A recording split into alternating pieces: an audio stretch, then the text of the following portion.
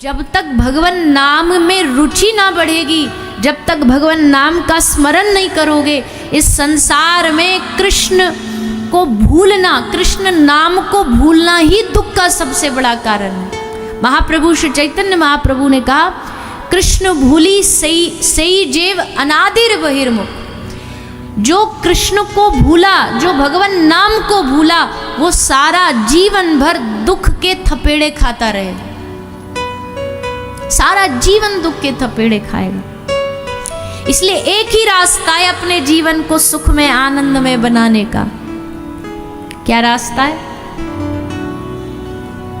हरे कृष्ण कृष्ण कृष्ण हरे हरे, हरे राम राम राम हरे हरे। यही रास्ता, मतलब कोई भी नाम भगवान का। हमको हमारे परंपरा से ये मंत्र मिला है इसलिए बोल रहे हैं, बाकी भगवान का नाम ही समस्त दुखों से दूर करने वाला है। वही भगवान का नाम भगवान से मिलाने वाला है। और आजकल तो समय ऐसा है कि शास्त्र ने तो ये कहा है कि भैया सबको तपस्या करनी चाहिए, पर कलयुग में कौन तपस्या करने जाएगा बताओ? इतनी हम सहज जीवन जीने की हमें आदत पड़ गई है, कंफर्टेबल लाइफ जीने की आदत पड़ गई है। तीर्थ में भी जाते हैं तो भी हमको 5 स्टार होटल चाहिए, बढ़िया रूम्स चाहिए, अच्छी व्यवस्था चाहिए। कथा में भी आ रहे हैं तो कथा में भी अगर व्यवस्था, अच्छा एक तरफ तो कथा पे उंगलियां उठाते हैं कि इतना लोग कथा में खर्चा करते, ये करते वो करते, और कथा में व्यवस्था बढ़िया ना दो ना तो यही जाके गाली देंगे, अरे मर गए गर्मी में, हम तो पंखा तक नहीं था, कूलर तक नहीं लगवाया था, और गद्दे तो थे ही नहीं, जमीन पर बिठा दिए, पांव टूट गए, कमर टूट गई हमारी। व्यवस्था नहीं दोगे तो फिर अलग दिक्कतें। मंदिर जाते हैं तो वहाँ भी हमको व्यवस्थाएं चाहिए, हर चीज़ में हमें व्यवस्थाएं चाहिए। और फिर कोई कहे कि तप करो, काहे का तप? कौन तपस्या करने आज जंगल में जाएगा? तो हम कह रहे हैं कि भैया कलयुग में भगवान ने बड़ी सहजता प्रदान करी, ज़्यादा तप की आवश्यकता भी नहीं। आप हरि नाम करो, यही आपका तप है। आप भगवान का नाम जपो, कलयुग में यही तप है, कलयुग में यही ध्यान है। भगवान का नाम जप करना ही ध्यान है, भगवान का नाम जप करना ही कलयुग का सबसे बड़ा दान है। और मुफ्त में सब चीज़ें मिल रही हैं। तप करने के लिए तो कितनी मेहनत लगेगी, तप करने के लिए तो यहाँ जाओ वहाँ जाओ, ये करो वो करो। ध्यान करने के लिए मन को कितना एकाग्र करना पड़ेगा, दान करने के लिए मन को कितना मजबूत बनाना पड़ेगा। 1 रुपया भी जेब से ऐसे आसानी से थोड़ी निकल जाता है। लेकिन हरि नाम लेने में कितनी सहजता है। जहाँ बैठो गृहे थाको वने थाको, सदा हरि बोले डाको। घर में रहो, वन में रहो, दुकान में रहो, मकान में रहो, कहीं रहो, बस भगवान का नाम लेते रहो। इससे अच्छा, इससे बढ़िया कोई प्रॉफिट की बात शास्त्रों ने बताई नहीं है। सबसे बड़ा मुनाफा यही है। आदमी हर जगह कोशिश करता है कि ऐसा क्या करूं कि प्रॉफिट हो जाए, ऐसा क्या करूं कि मुनाफा हो जाए। कहां से होगा प्रॉफिट, मुनाफा कहां से होगा? भगवान का नाम ही सबसे बड़ा लाभ है, सबसे बड़ा प्रॉफिट है।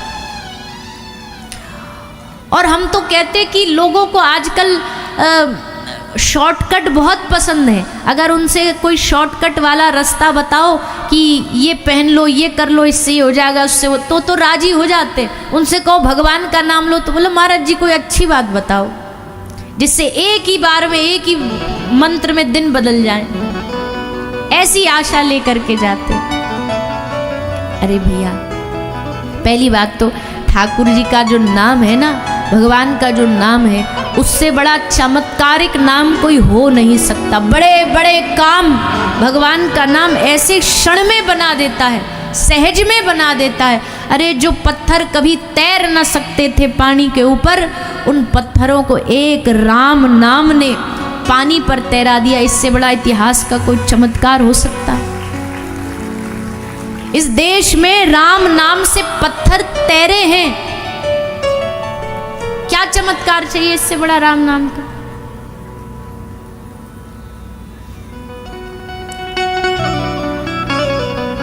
एक दृष्टांत देते हैं कि हनुमंत लाल जी राम राम राम राम इसी में इनका जीवन बीता। एक बार जब सेतु बन रहा था समुद्र पे, राम जी ने सोचा सारी सेना पाषाण पत्थर डाल रही है, इतिहास में इन सब का नाम लिखा जाएगा, हमसे भी पूछा जाएगा कि राम जी आपने क्या किया उस पुल को सेतु को बनाने में। तो राम जी कहे हमारे पास कोई उत्तर ही नहीं बचेगा, क्या बोल पाएंगे हम। तो एक काम करते हैं, कम से कम एक गिलहरी भी हमको शिक्षा दे गई कि हम रेत में जाती हूँ और पानी में उतर आती हूँ, कम से कम मेरा नाम तो आएगा कि गिलहरी ने भी कुछ किया। राम जी को लगा अपने आप पे बड़ा डाउट हुआ कि हमको भी कुछ करना चाहिए। राम जी ने सोचा एक पत्थर हम अपने हाथ से डाल देते, कम से कम इतिहास में हिस्ट्री में नाम आ जाएगा कि राम जी ने भी कुछ किया सेतु में। तो बेचारे आए और आकर के इन्होंने पत्थर लिया और लेकर के जल में समुद्र में डाला। जैसे समुद्र में जल डाला महाराज, सोई पत्थर पानी में डूब गया। और जैसे पानी में डूबा तो ये तो एकदम सेल्फ रिस्पेक्ट वाली बात आ गई कि बताओ राम जी पत्थर डाले और पत्थर डूब गया। ये तो बड़ी घनघोर बेइज्जती है, किसी को पता लग गई तो हमारी तो इज्जत मिट्टी में मिल जाएगी।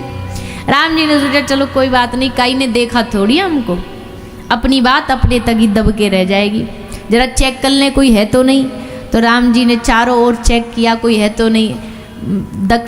दाएं देखा, बाएं देखा, ऊपर देखा, कोई नहीं था। पीछे देखा और जैसे पीछे देखा तो श्री हनुमंत लाल जी बैठे बैठे मुस्कुरा रहे, सेंट चला रहे हैं।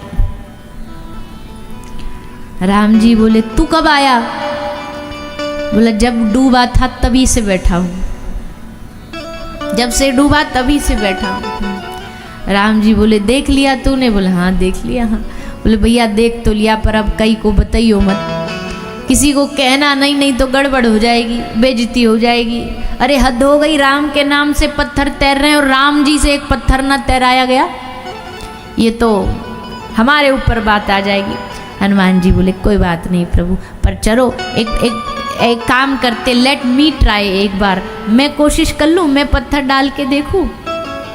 राम जी बोले हाँ। तो हनुमंत लाल जी ने पत्थर लिया और पत्थर पर राम लिखा और उस पत्थर को जल में डाला, और जैसे पत्थर को जल में डाला पत्थर तैरने लगा।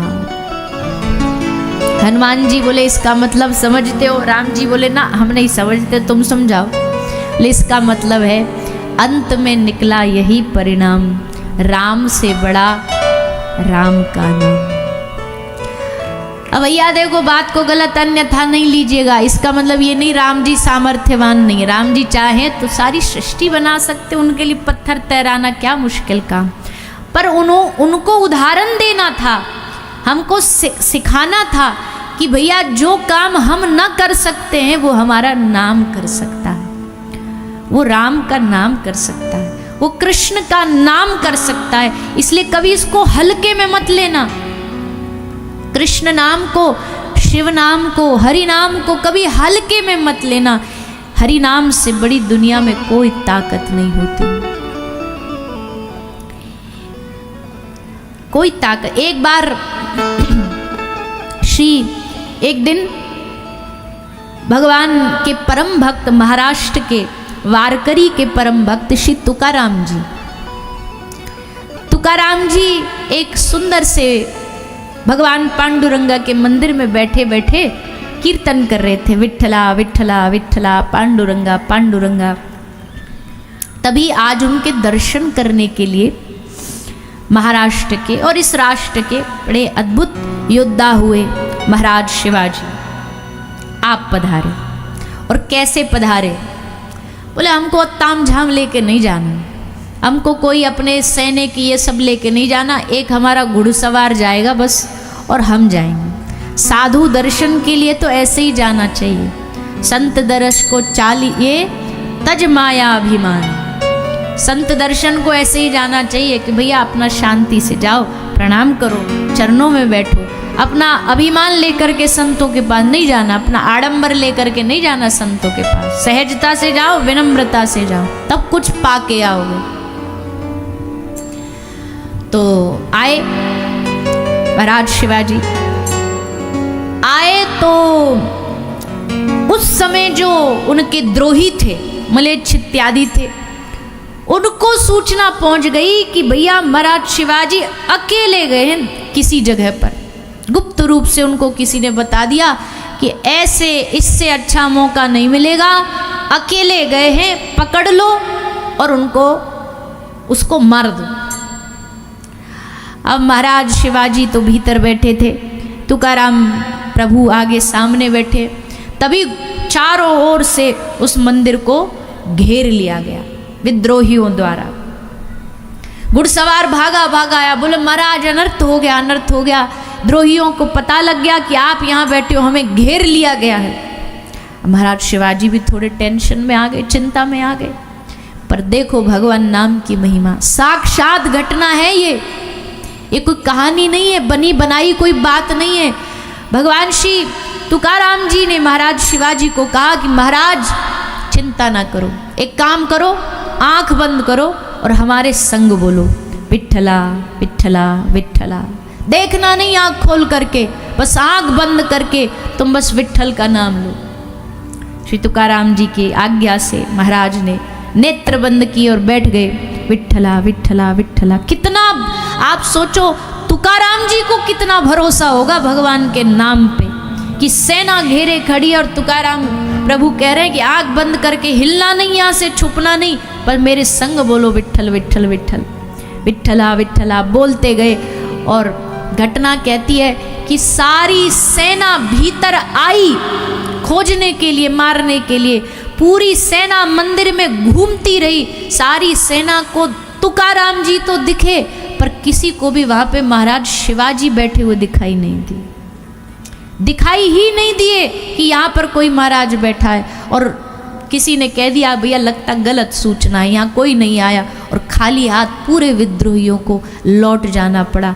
तब जब सब लौट गए, तब महाराज शिवाजी भगवान श्री तुकाराम के चरणों में लेट गए। प्रभु ये मेरी बल से नहीं, मैंने विठ्ठल नाम लिया इसलिए नहीं, पर आपका जो भगवान के नाम पे भरोसा है, ये उसका चमत्कार है कि बैठा हुआ भी मैं यहाँ विद्रोहियों को दिखाई न दिया।